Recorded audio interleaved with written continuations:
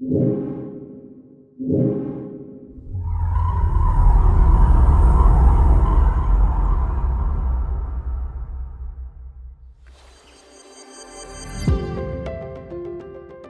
all, welcome back to the next part of the series. If you've been following along, in part 1 we utilised a 2D curve to generate a series of floor plates. We referenced those heights from an Excel table. With those in place, we set up a variable to divide those circles into a number of points, and then we generated a polygon array. In this part, we're going to explore how to utilise those polygons as the basis for our diamonds and triangles that make up the facade panels of the Gherkin.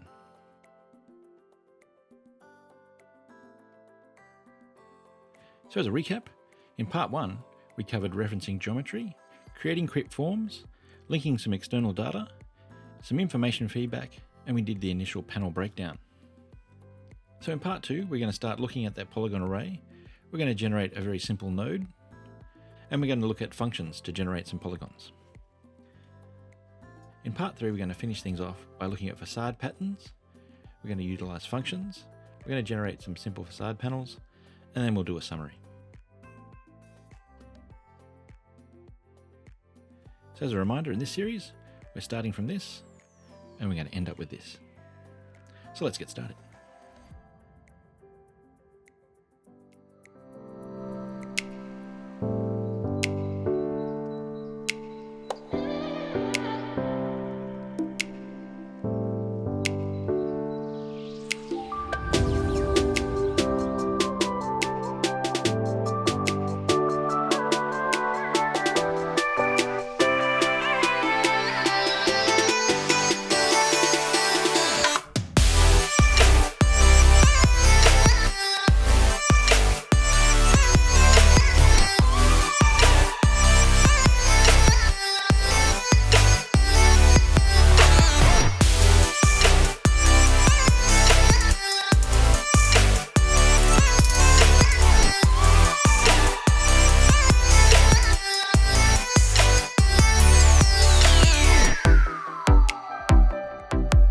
Welcome back to the next part of the series.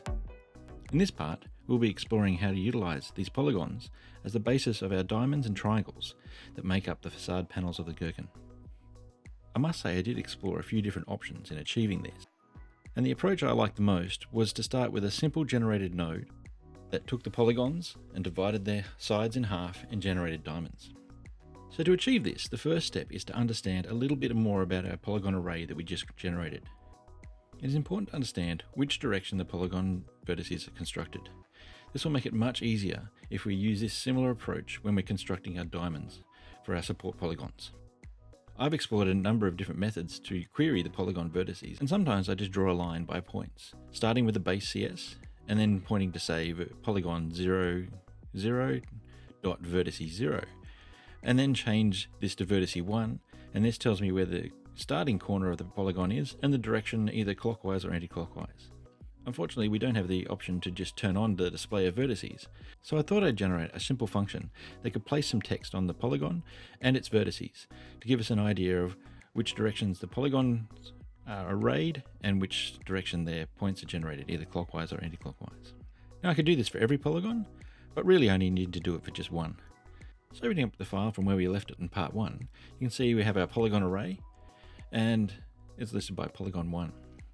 So if we zoom in and we hover over a polygon, we can see this is polygon 01 and then 02. So what I'm going to do is just drag in a text node, and then I'll drag in a text style node, and I'll just set the text's height to 10 and the width to 10. So I'm going to change the text node to by function. And if I open up the function I've created for this, we can see I've got a function with an input of a polygon array, a row and a column integer, and a text style. And then basically we're just placing some points on the vertices. I'll just copy that, and I'll paste that into the function slot.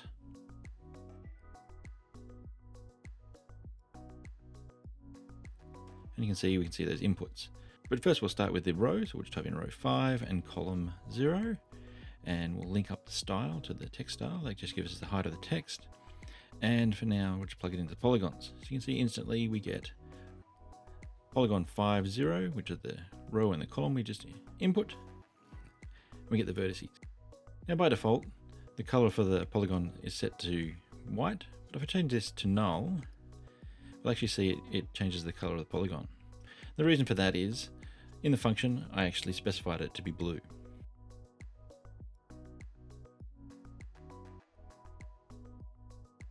You can see here, if you open up the polygon, you can see I actually specified this polygon to be color 106, which in my color table is blue. So now we can easily identify the polygon we've got, and we can see we're on polygon 5, 0, which is the row and the column. And then if we change that column to say 1, you can see it rotates around to the left. So we can actually see, if you're looking at this in plan, we'd actually say that this is running in a clockwise direction. So we change that back to 0. If we typed in row 6, it'd move up to row 6. So you can see how we're working in our rows and columns. And you can see we've got vertex 0 on the right hand side and going around an anti-clockwise direction to vertex 1, 2, and 3.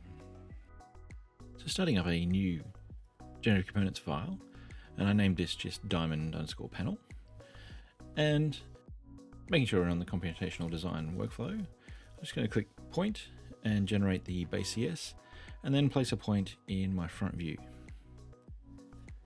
From here, I'll just set the X translation to say 3000, just as a starting point, and the Y translation to 0, and the Z translation to 0. And we'll just copy and place those points to actually form the points of our polygon. And what we'll do is we'll place these in the same order that we just identified when we were querying our polygon. So in our terms, it's going to be from the bottom right, and we're going to go anti-clockwise.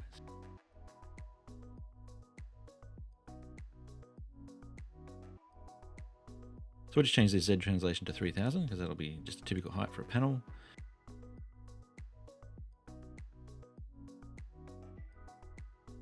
And now what we need to do is change, say, 0.3 to be 3000 as well in Z, and X translation, we'll just make that, say, 1500. And then for 0.4, the X translation is going to be 1500, and the Z translation is back to 0. So there's our 4 points to form our polygon. So now we need to place a polygon to join these together.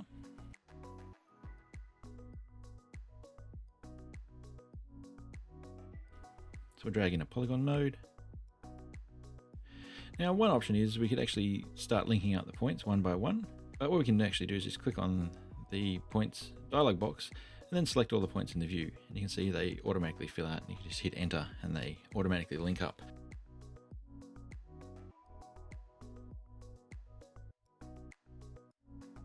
So then what I'm going to do is just colorize this node just to make it blue, just to identify that this is going to be my starting polygon. So this is where all my nodes are going to be generated from.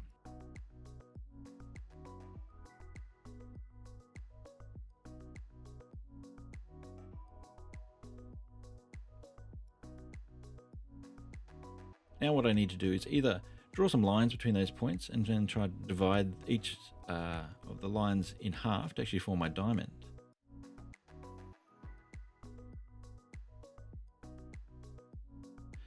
What I noticed was if you actually right click and actually add this to a watch dialog, you actually query what actually that polygon's made up of. And I had to wander through here to see what was interesting, and what I found down through there, you can actually see the vertex points and other things, and there's some constructions. There was nothing in there, but then what I found was a control polygon. So and this has a polyline, which is probably exactly what I need. So scrolling through that subcategory, you can actually see there's something called line segments. And then scrolling through that, you can actually see there's the lines I actually want to target anyway. So I don't need to draw any additional lines. What I can actually do is target the polygon, the control polygon, and then the line segments. So let's drag in a point node, and let's do that point by parameter along curve. And so the parameter for this is going to be 0.5, because the parameter is between 0 and 1. So 0.5 being halfway along the line. And for the curve, let's open up that dialog box.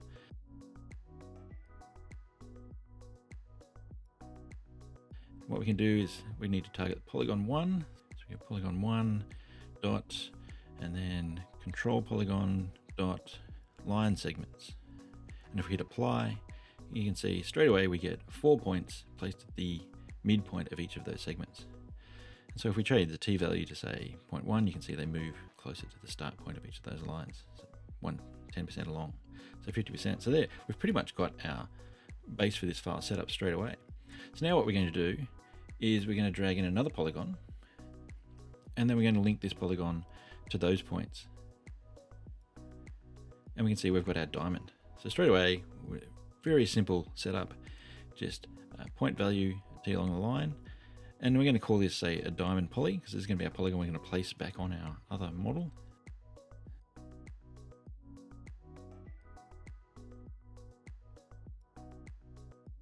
So instead of leaving the points at 0.6, let's name them something that we can identify later on. So let's call them midpoints. And we might be able to target those later on and utilize those in the next steps. With this simple system set up, now we want to do is create a generated node type, so we can place this back on our polygon model.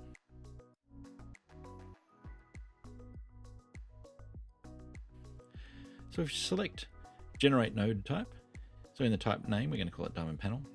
Remember not to have any spaces in that name because it won't work. And then we click select from GC model. And then we can just select polygon 1. So this is our basis, our input model. So for that polygon 1, we want to make it replicable because we want to replicate this number of times.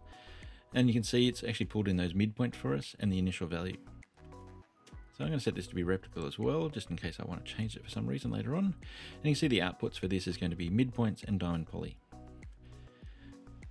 So if you're looking down the bottom, there's a few options to lock in some other coordinates or replace current nodes. For me, I'm just going to say include in current design file and store in my GC environment for later use. So clicking OK. Take a second and that polygon, that generated node type will be created, and you can see it over in the node types window. It's actually opened up a new section and it's called generated. So if you click on model in the tools bar and hit GNT manager, if we expand that dialog box, you can see there's diamond panel, and from there you can hit save and we can save it out into a library folder for later use in other projects.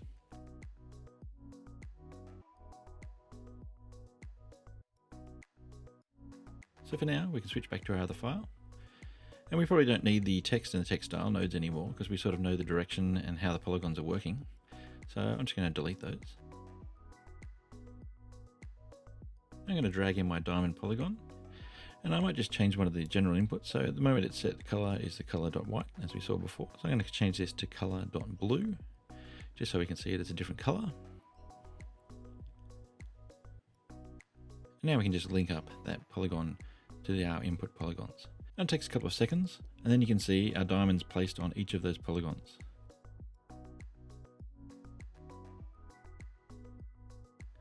So now what I'll do is I'll just click on the base polygon that we had, and I'll just turn off its visibility so we can just see those polygons.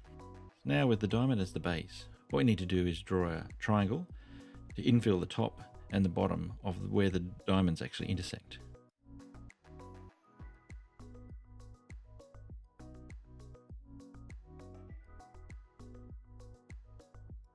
And this actually happens at the floor-to-floor level.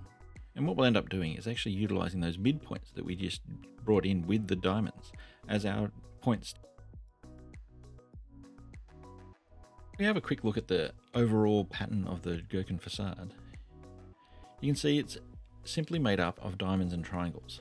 And if we zoom in to say a single floor, and so looking at the diamonds we just created, and I'll highlight them here in blue, we've got polygon 0, 0 in the middle, polygon 0, 1 on the left, and it'll loop around and come back to polygon 0, 10, or whatever the last number is we have in our polygon series. This makes sense when you say look down on a plan view of the Gherkin model, which is a circle. We end up with polygon 0, 0 at 6 o'clock, and it's running around in a clockwise direction from there. What we're going to try to do is target those midpoints that we used to generate the polygons. And when we generated those, midpoint 0 is on the right hand side, midpoint 1 is at the top, midpoint 2 is at the left, and midpoint 3 is at the bottom. And then we're going to try and generate this green triangle, or the top triangle I'm going to call it. So the only other piece of information we need to generate this triangle is point number 1 from polygon, say in this instance, polygon 0, 10, which is say the previous polygon.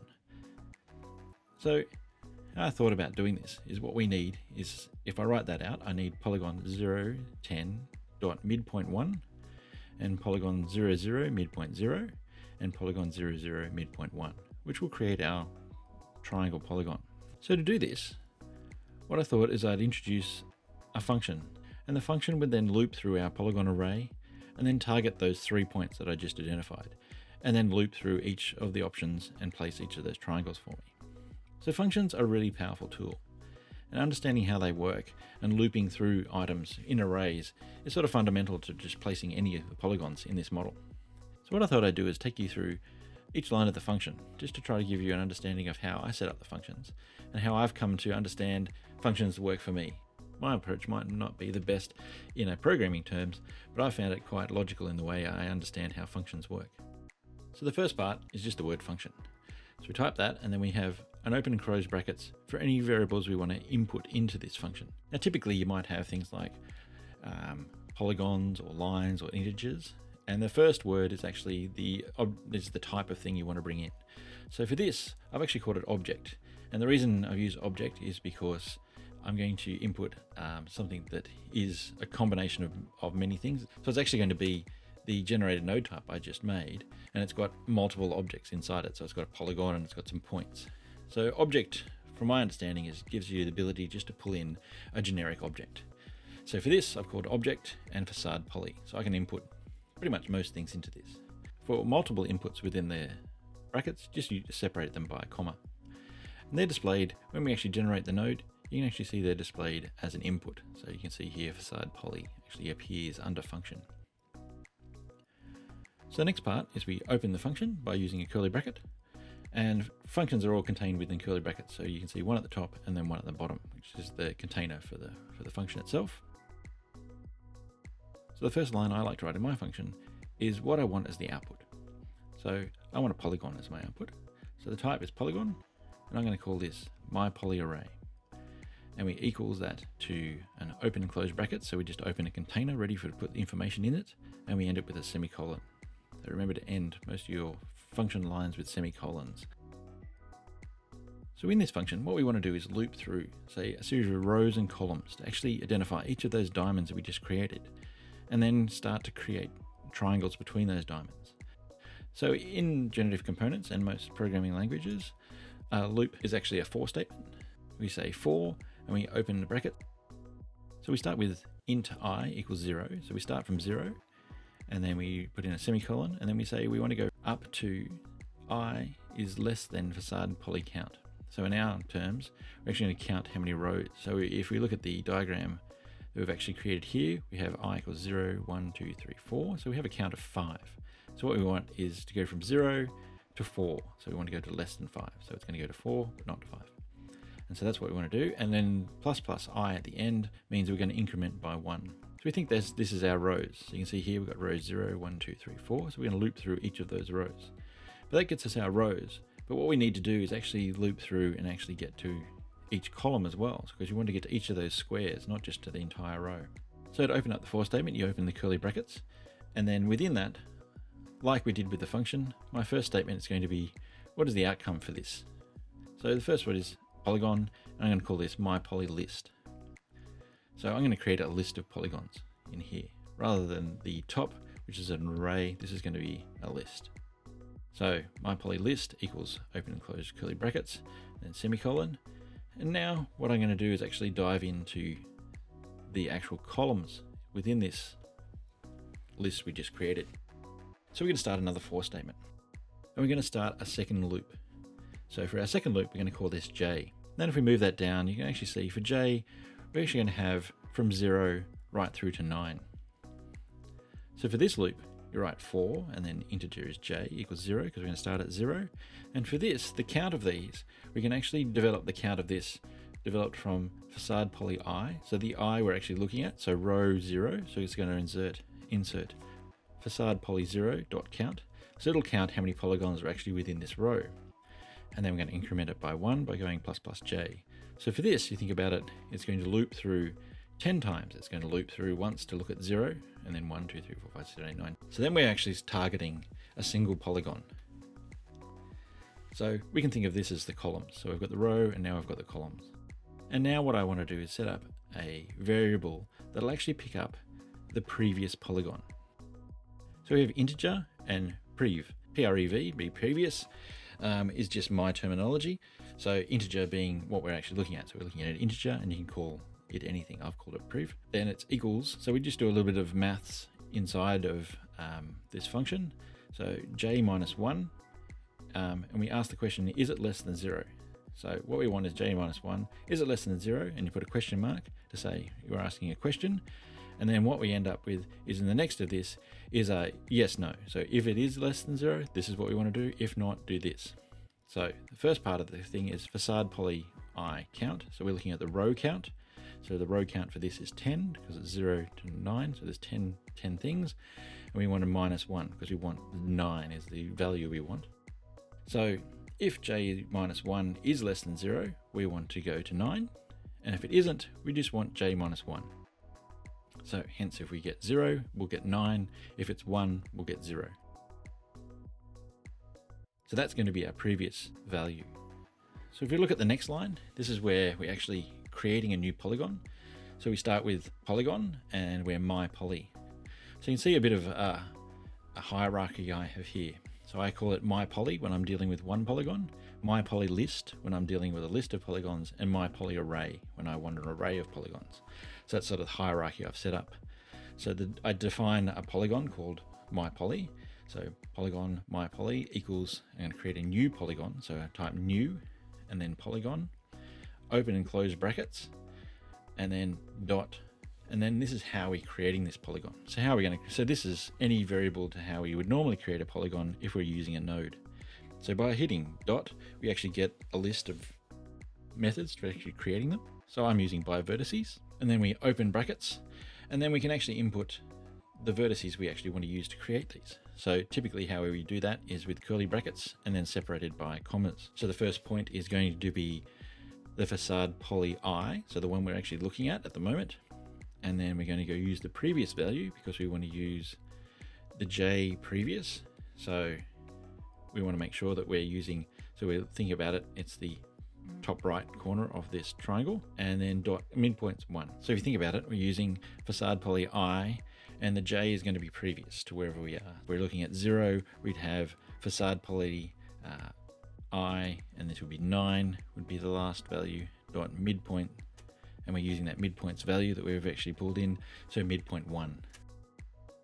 And then we're using it facade poly I and j because now we know we need the polygon that we're currently using, and we're using point 0, which is that right hand side midpoint, and then we're using I and j, and then midpoint 1, which is the top point. So then we've got the top right, the bottom point of the triangle, and the top left of the triangle. And then we just close those curly brackets and then close the outside brackets and then end with a semicolon. So now we've generated the 3 points we needed for the polygon. Then what we need to do is actually take this polygon that we just created and add it to our list. So we just go my poly list.add, and in brackets, open and close brackets, we say my poly. And what that does is grabs that polygon and places it in our polygon list. So then we close curly brackets and it'll return to the beginning of this loop and run through the loop the number of times that we have set in the for statement. So in this, for 0 up to 9. So it keeps running through those till it finishes. And then once it's finished those and it's added all of those polygons to the list, then what we want to do is add this list to the array. So you think about it, we've just generated a list. Now we want to add that list to the array. So we go my poly array.add, and we just say my poly list. So that's going to add that list to the array. So now we've added one line to the array. Now we want to go back to the beginning of I. So we close this loop and we return back to the beginning of the loop, and we start looping through I. And then as we go through the next I, then it goes through the next row, and it continues on till we continue each row of the polygon array that we actually fed in at the beginning. And so once we've run through all of the rows, we get to the bottom, and what we want to do is return my poly array. And then what it does is it outputs a polygon array that we set up at the beginning, and then we just close those curly brackets.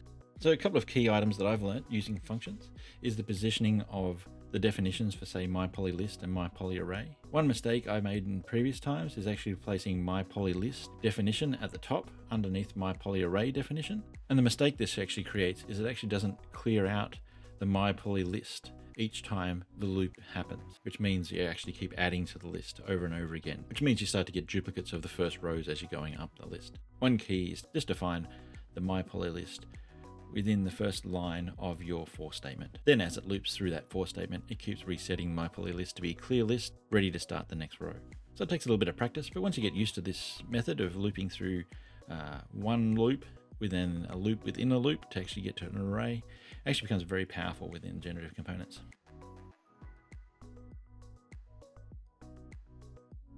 So now what we do to actually make that, you just drag in a polygon, and we'll change this to polygon to by function, because that's how we're going to run it. And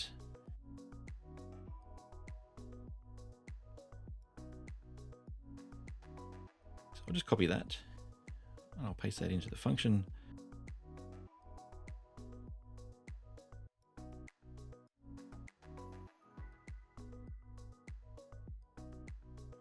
Before I link that up, I might just change the color of this as well. So I'll just down arrow there and go to general input. So we might change this color and just make it color red.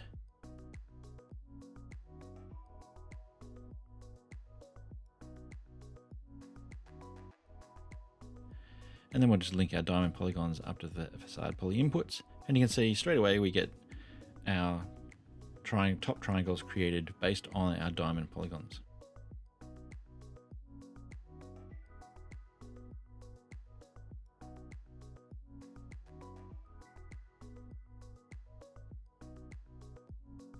The next step is we just need to create the bottom polygon, which is quite easy. So all we need to do, so I'll just rename this to be top triangle.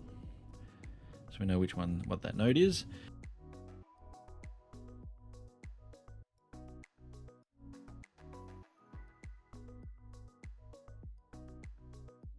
And then we might just right click and copy. We'll paste that node and we might rename this one to be bottom triangle.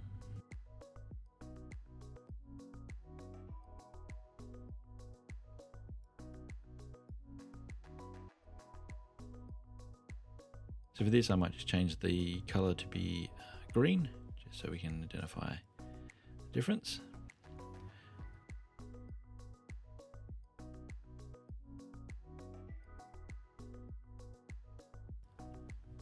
And then the only thing we need to change in the function is really just which points it targets. So for this one, it's really the bottom points. That's 0.3 and 0.3. The midpoints can actually be the same. So if I hit apply, as soon as I hit apply, you can see it now targets 0.3 and 0.3, and now we get the bottom triangles as well. So with that, we've actually got pretty much the setup for our Gherkin model. One thing I did note while I was actually going through this was our number of panels isn't quite correct. So I actually have a look at the number of panels we've got here.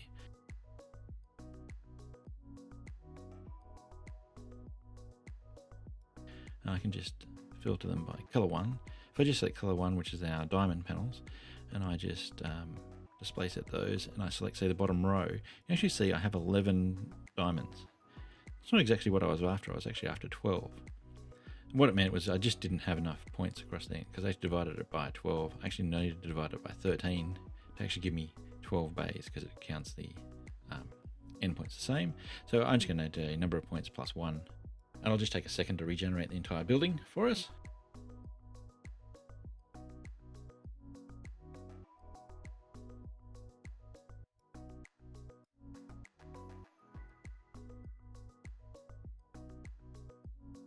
Now if I do that selection again, and isolate selection, just select that bottom row, you can now see I have 12 polygons. So that's exactly what I wanted to have. So if you actually look at the number of panels on the facade of the Gherkin, it's actually 72 panels per floor.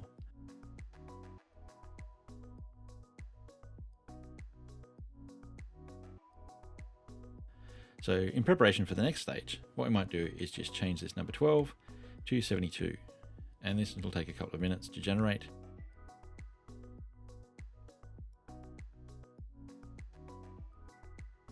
And what I've done is I've left it on real time here, so you can actually see how long it actually takes to generate those polygons. And it's not too long, it's maybe 30 seconds on my computer anyway. And you can actually see if we zoom in, you can see we've pretty much now got the diamond and triangle breakup that is the facade pattern of the Gherkin itself. So now we've finished part 2. In part 3, what we're going to actually do is actually take this base setup with all the diamonds and triangles, and we're going to look at the patterns on the facade and how to achieve that distinctive spiral pattern using some simple functions. And to finish it off, we might generate 2 different facade panel types, and we'll place those onto the polygons based on their color. So thanks for watching, and we'll catch you next time. If you like this video, please subscribe and click on the bell so you'll be notified when the next part of the series arrives. Thanks again for watching, and I'll see you next time.